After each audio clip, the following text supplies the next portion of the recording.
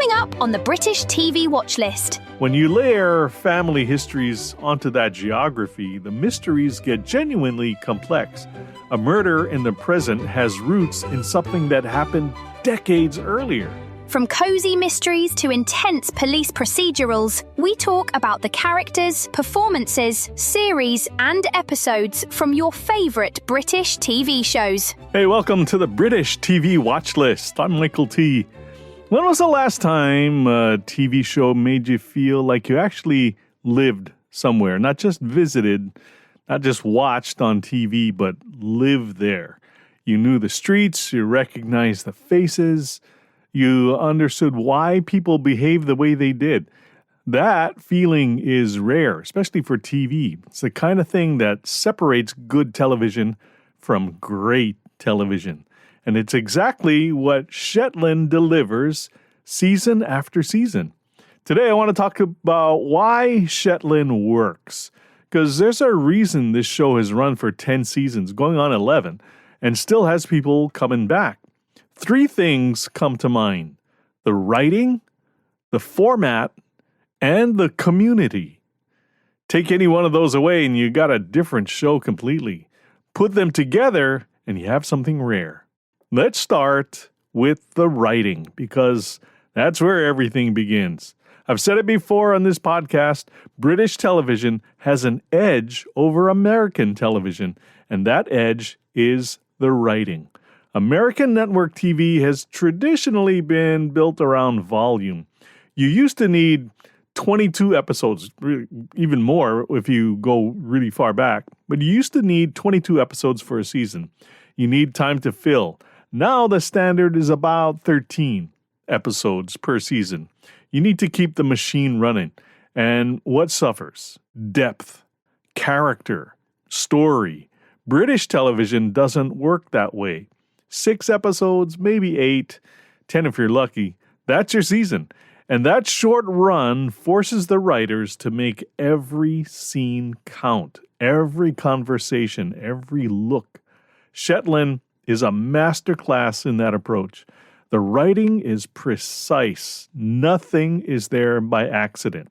When a writer says something in passing in episode 2, you feel it land in episode 5.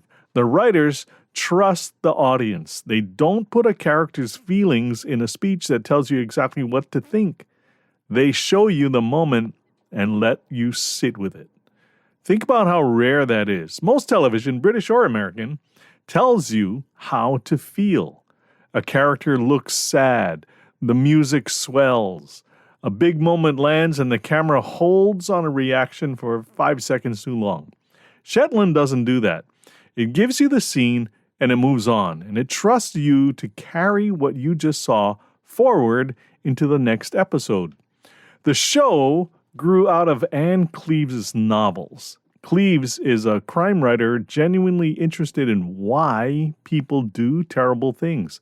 Not just the fact that they do them, the psychology, the pressure, the history that led someone to that critical moment. The first 2 seasons of Shetland adapted 4 of her books directly. After that, the show moved entirely into original territory. Same world, same characters, but stories the writers built from scratch. Cleeves herself has said the adaptations often differ significantly from her books. The writers have changed characters, removed plot, and sometimes even changed the murderer. And she's fine with that. And the show is stronger for having that creative freedom. The writing team that took over kept what made the novels work. The psychology, the pressure community puts on people, the weight of the past. The man who built the show's foundation is David Kane. He adapted those first novels and created the template the series still follows. Kane also invented Tosh. Did you know that? She doesn't exist in the books. He created her for the screen, and she became one of the most beloved characters in the entire run. After Kane, Paul Logue became the engine of the show. He's written or co-written more episodes than anyone else and has carried Shetland through its middle and most recent years. Gabby Chiappi shaped several key early seasons. Denise Paul brought fresh energy to the later ones. These are the people behind the words, and their commitment to keeping the show honest, grounded, and unhurried is what makes it feel consistent across a decade of television. Unhurried and consistent. Sounds like the keys to life. They also sound like the elements of a good golf game. Whether you golf or not, you're going to love the apparel and gear at Pins and Aces. If there's a golfer in your life, get them something from pinsandaces.com. Golfers, I can tell you this, golfers are always replacing their worn-out gloves, and they're always on the lookout for another hat. Both essential for a good round of golf. And right now, you can get up to 30% off at pinsandaces.com. Just use our promo code. It's unique to the British TV watch list. Promo code is BTVW1. BTVW1. It helps us with a small commission, and you get a great deal at pinsandaces.com. BTVW1. Now, let's talk about the format. Each season of Shetland tells one complete story. 6 episodes, 1 case, and that's it. There's no crime of the week, no reset button at the end of every hour.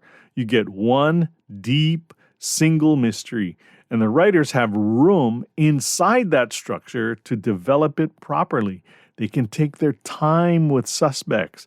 They can drop a piece of information and let it sit quietly for 2 episodes before you find out it matters, or that it was a red herring. They can let tension build without rushing to a resolution. Think about what that means for a mystery. In an American procedural, you have 45 minutes to introduce the crime, develop suspects, and solve it. You can't go deep. It's all very shallow. You can't build real doubt. There's no complexity. The answer almost always comes from physical evidence rather than from understanding people. Shetland turns that inside out. The mystery unfolds through character. You learn why a community kept a secret for 30 years. You understand what a family sacrifice looked like from the inside. And by the time you reach the final episode, you're not just learning who did it. You're understanding why the pieces fell the way they did. That difference is everything. 6 episodes also means the subplots have room to matter. Shetland carries ongoing threads about its characters' personal lives across seasons, relationships, grief, family tension, but these threads never take over the show. There's simply no time. They run alongside the main investigation. They add depth without turning the series into a soap opera. You care about the people because you understand what they're carrying, and you understand what they're carrying because the writers built it slowly over time. The way real life actually works. Here's something else the format gives you. Because each season stands on its own, new viewers can jump in at almost any point. But longtime viewers, like you and me, get the reward of watching characters grow across years. You see Tosh go from a junior detective finding her footing to someone capable of leading an investigation and holding her ground in a room full of people who maybe underestimated her. That kind of development needs time. The format gives it time. And that brings me to the thing that is really at the heart of Shetland, the community. The Shetland Islands are real. They sit at the very top of Scotland, closer to Norway than Edinburgh. They're remote and they're stark. The landscape is almost treeless. There's open moorland, sea cliffs, and sky in every direction, and the people who live there have a relationship with each other that you don't find in many places. Everyone knows everyone, not just their names, their histories, their grandparents' histories, who married who left, who came back, what happened 20 years ago that no one talks about in front of strangers. Shetland uses that reality to fuel its stories. Culture isn't window dressing on this show. It's built into the foundation. The Norse heritage of the islands shows up in names and traditions and the way people think about land and family and loyalty. It gives the series a tone that feels genuinely different from your average crime drama. These people keep to themselves. They take care of their own. They solve their own problems when they can. And when they can't, they're not always sure they want a detective from the mainland poking around. Did Ellen ever mention him? I don't even know who he is. He's a friend of her brother. Look, if Ellen was close to him, we would have known about it. Not necessarily. She was close to Tom Knox and you didn't know about that. That's a lie. No. Ellen and Tom were friends. She helped him care for his mum. Look, whoever this guy is, Ella never mentioned him. And she sure as hell didn't have any disturbing beliefs, okay? When you layer family histories onto that geography, the mysteries get genuinely complex.